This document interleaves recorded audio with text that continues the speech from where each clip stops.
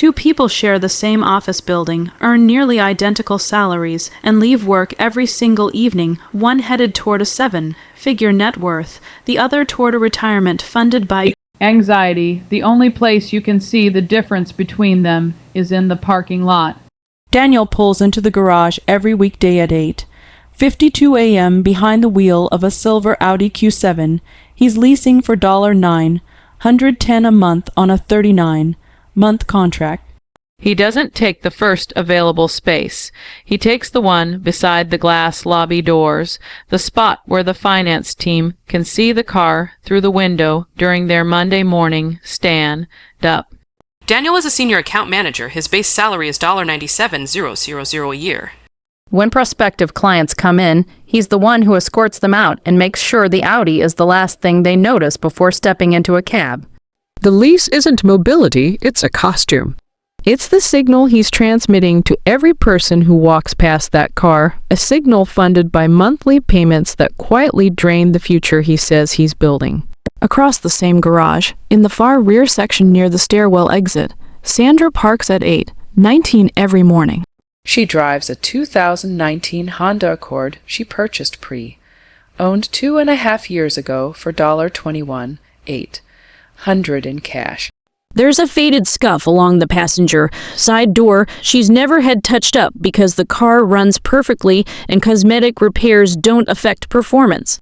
Sandra is the director of finance at the same company. She earns $115,000 a year. Her net worth sits at $1.3 million.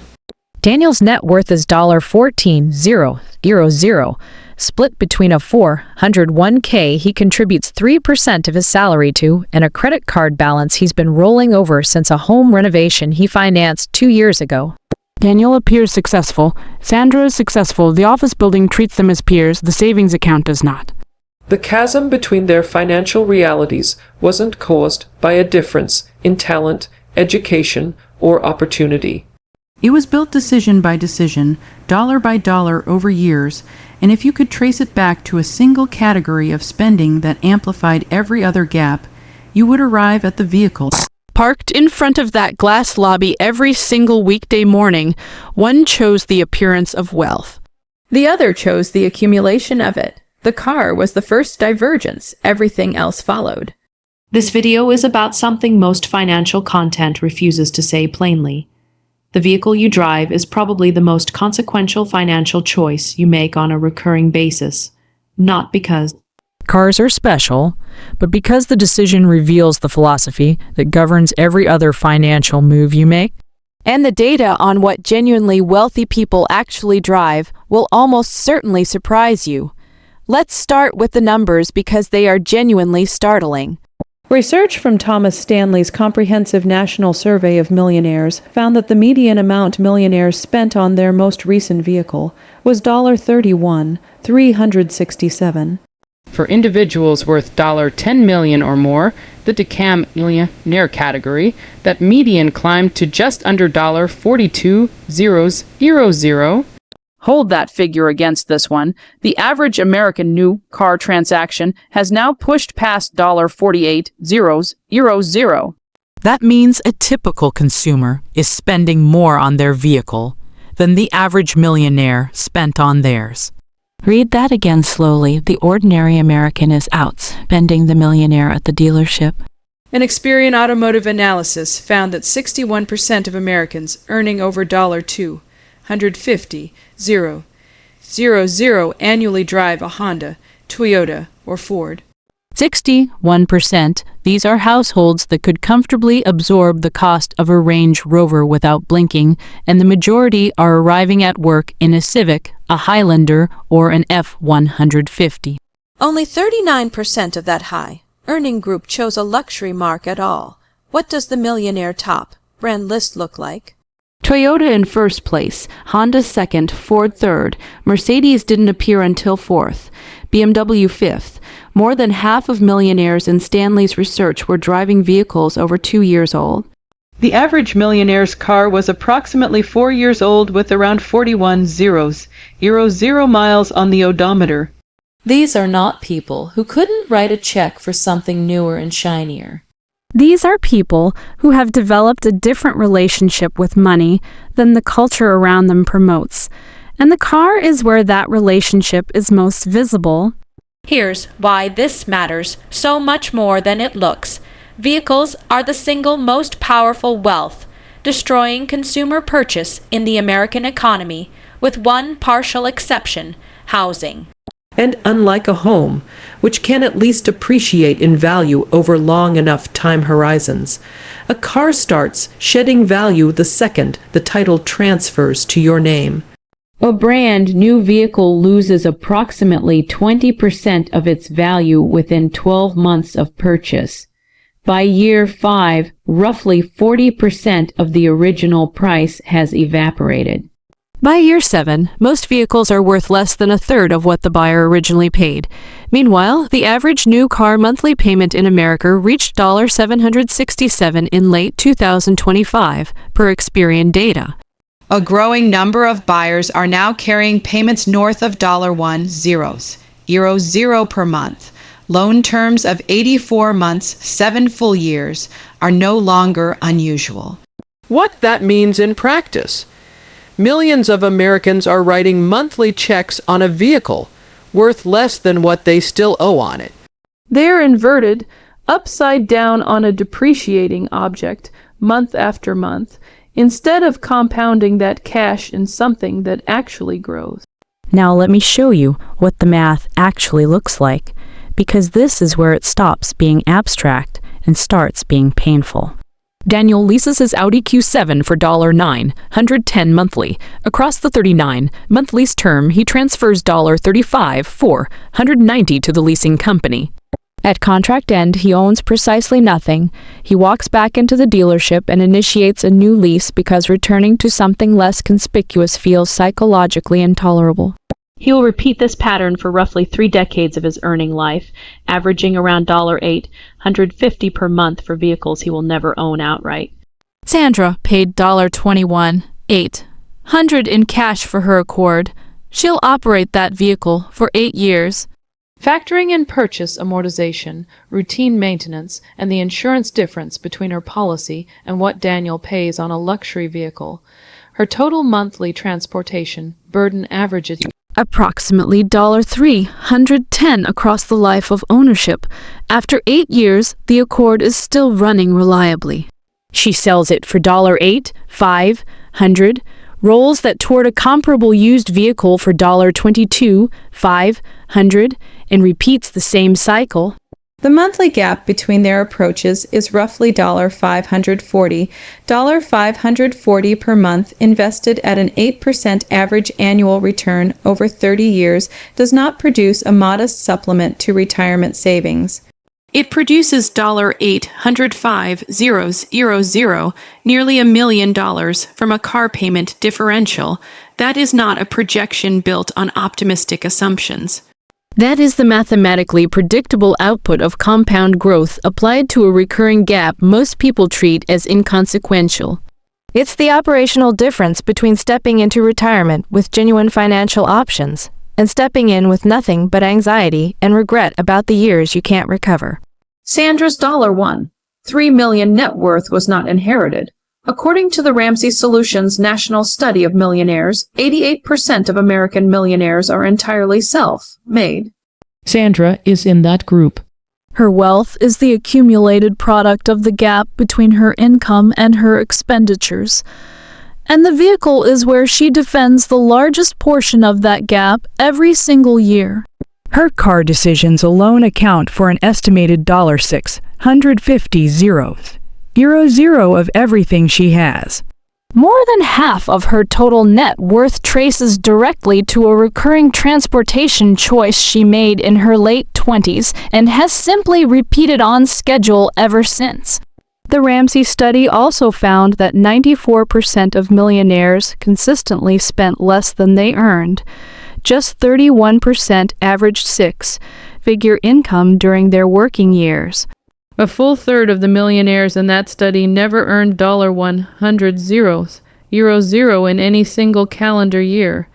The 5 most common professions: Engineer, accountant, teacher, business manager, attorney, not hedge fund partner, not tech executive. Teacher, a profession the culture persistently underestimates, appeared on Millionaire lists more regularly than physician or software architect. Because the profession doesn't determine the wealth, the gap between income and spending does, and the vehicle is the place where most households rupture that gap catastrophically. So why does the car do this more reliably than any other spending category? There are 3 structural reasons. The first is magnitude. A car payment is typically the second largest monthly obligation in an American household, trailing only the mortgage or rent. $767 per month exceeds what most households spend on groceries. It exceeds what most households invest. When this single expense is inflated by $400, $500, even $600 above what functional transportation actually requires, it drowns every other financial behavior.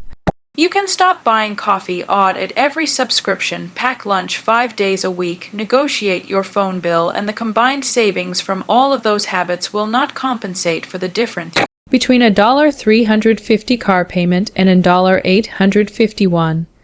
The car is the boulder, the daily habits are sand. Most financial advice centers on the sand because sand is comfortable to discuss. The boulder is where the actual money lives. The second structural reason is duration. A car payment is not a one-time event. It's a contractual extraction from your monthly cash flow for 60, 72, or 84 consecutive months. Because it arrives automatically and consistently, your brain adapts to it. By month 7 or 8, you no longer experience it as a cost you chose. It has become part of the mental furniture of your financial life. A fixed overhead you've unconsciously accepted as the price of existing. But it was never fixed. It was a decision. A single afternoon at a dealership produced a commitment that now depletes your investment capacity every month for the better part of a decade, while the asset underneath it slides toward worthlessness. The third structural reason is social weight. No other recurring consumer purchase carries the social identity load of a vehicle. Your home is seen by neighbors. Your wardrobe is seen by immediate colleagues. But your car is seen by everyone in traffic, at the school drop, offline, in the office parking structure, at your parents' house over the holidays, on a first date. It transmits a signal about your financial position to hundreds of people every single week, and the signal it sends is almost always fiction. Because we live in a culture that confuses conspicuous spending with genuine success, a leased luxury SUV tells the audience, this person has arrived. A clean, paid-off Japanese sedan tells them, this person is getting by, the irony is suffocating. The sedan driver is statistically more likely to have actual wealth. The luxury lease driver is statistically more likely to be carrying negative equity, month after month. But human beings don't assess financial health through spreadsheets. They assess it visually, which means the person quietly building $1 million portfolio looks unremarkable to everyone around them, while the person methodically transferring wealth to a leasing company looks successful to those exact same people. Daniel receives compliments on his Audi from co-workers, clients, even people in the elevator who assume the car communicates something real. Sandra's Accord generates no comments whatsoever. But Sandra's investment account generated returns compounding at 8% annually while Daniel was collecting those compliments that cost him $910 a month. What does this look like when we zoom out to the real numbers across both their careers? Daniel earns $97,000. His total monthly vehicle cost lease payment, elevated insurance on a luxury model, and premium fuel runs approximately $270. That's 7% of his gross annual income flowing toward a depreciating asset.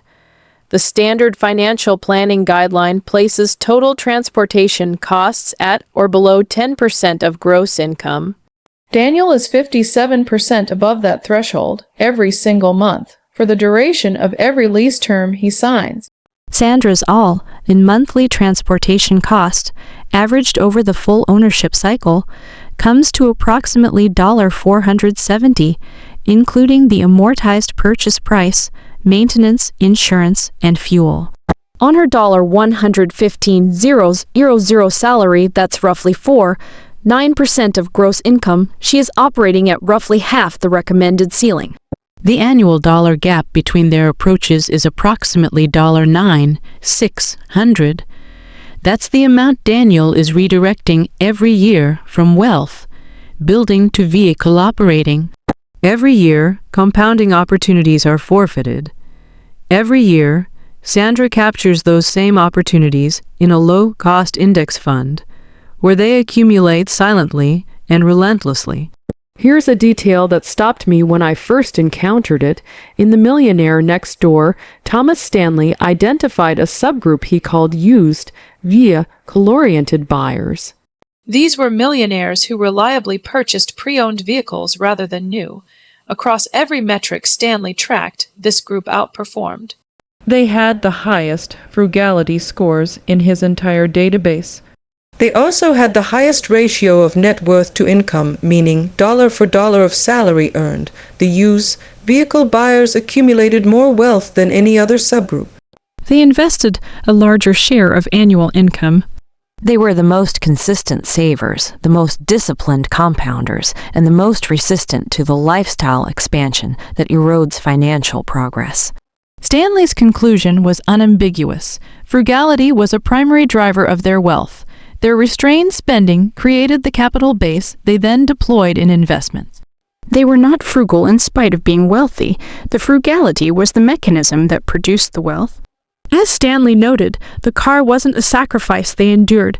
It was the engine that built everything else. Now let me show you a few real people this principle produced. Warren Buffett, at various recent points ranked among the 6 wealthiest individuals on the planet, purchased a 2014 Cadillac XTS with hail damage because he found no logical reason to pay full retail for cosmetic perfection on a vehicle. A man with a net worth exceeding $100 billion prioritized function over appearance on a purchase. Most middle-class Americans would treat as a status statement.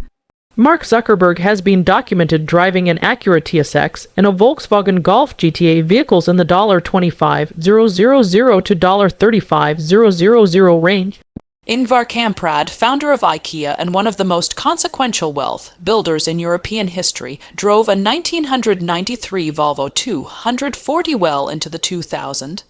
These are not photo opportunities or manufactured humility performances. They are consistent behavioral expressions of a coherent philosophy about what money is actually for. To these individuals, a vehicle is functional equipment, a machine that moves a person from one location to another with reliability and safety. The moment a vehicle transitions from tool to statement, it transitions from asset to liability. Not only financially, but psychologically, because you are now optimizing your purchase decisions around what impresses strangers rather than what compounds your wealth.